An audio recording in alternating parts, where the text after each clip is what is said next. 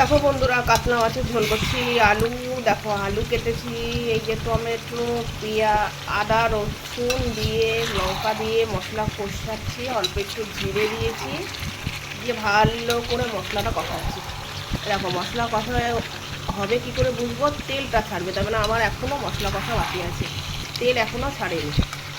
তেলটা ছাড়লেই আমি গরম জল দেবো, দিয়ে এই যে মাছগুলো ভেজে রেখেছি, এই মাছগুলো সব এক এক করে ছেড়ে দেবো, দিয়ে গরম মশলা ঘি দিয়ে নামিয়ে ব্যাস রেডি।